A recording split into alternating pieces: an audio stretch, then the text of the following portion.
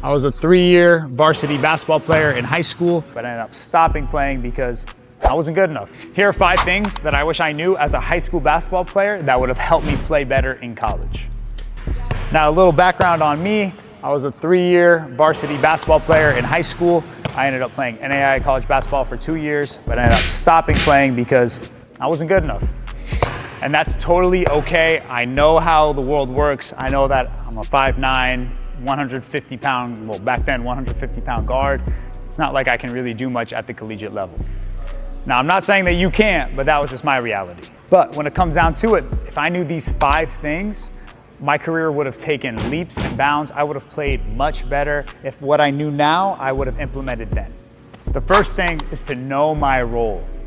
When I was a high school basketball player, like most high school basketball players, you're gonna have success, you're gonna play really well, you're gonna be the go-to guy, but understanding that at every level, you're never just gonna go in and be the guy. You're not just gonna always go in and score 20 a game. And for me, success in basketball was scoring 20 a game. If I'm not doing that, then what am I doing? If I'm not starting on the team, what am I doing? You know what I mean? So for me, it's reframing my mindset going into college thinking, okay, I'm gonna be starting down here. I'm gonna have to work myself up and enjoying that whole process.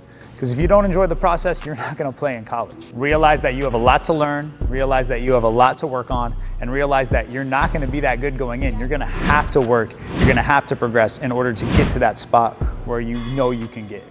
Now, the second thing is to get in the weight room. As a 5'9", 150, now I'm like 170, but 150 back then guard, like, there's gonna be guys in there that you're competing with at the same position who are 200, 210 pounds. So when you're giving up that much weight, you have to be strong and you have to be relentless. That goes into the third one, which is live play. Now, the third thing is playing live as much as I possibly could. When I was training to play in college, I was doing some live runs, I was doing some one-on-one stuff, but not nearly as much as I should have.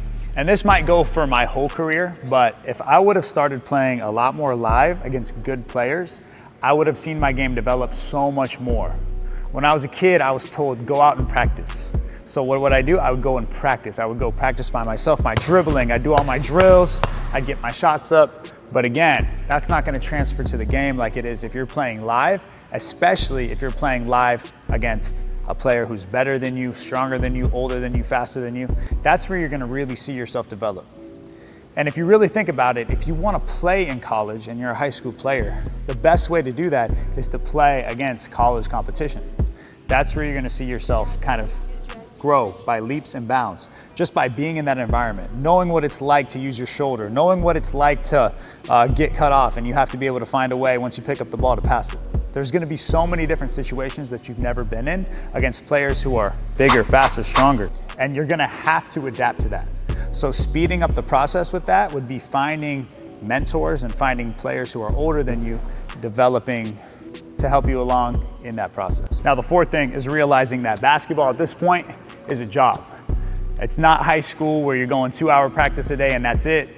It's a job. You're gonna have individual sessions, you're gonna have private workouts, you're gonna have weight room, you're gonna have film sessions, you're gonna have practice like always, and then also on top of that, you're having college classes, and then along with that, you have everything else that you have to do in life. You're moving out on your own for the first time, for most of you guys. So knowing that this is taking up 6, 7, 8 hours of the day, knowing that that type of commitment is what's required, can hit you hard when you're in it. When you're doing 6 a.m. workouts, when you're doing conditioning, when you're doing all these things, and then especially if you come in and you're not necessarily playing right away, if you're in a situation where you're playing on scout team right away, it's like, I'm doing all this work for what? You know what I mean? It can be very discouraging. So understanding that it's a process, it's mental. If you can get through these things, if you can push past the adversity, that's where you're really gonna see the results. And then lastly, it's always realizing that you can only control what you can control. There's so many things, so many variables, so many things that are gonna happen to you in college, whether that be on the court or off the court. On the court, there might be times when you might have a bad practice and then the coach now has somebody playing ahead of you. You know what I mean? How are you gonna deal with that? You might be struggling with a class in school. You're gonna have to deal with that as well. That's gonna be added stress to the basketball stuff, which is all just gonna compile together. So knowing that you can only control your effort, you can only control your mindset, your positivity. If you can control those types of things, everything else is gonna work out for you in the future.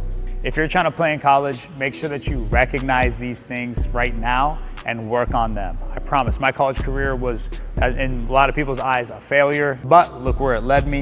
It led me into training. It led me into the thing that I love to do the most and how I can help so many athletes every single day.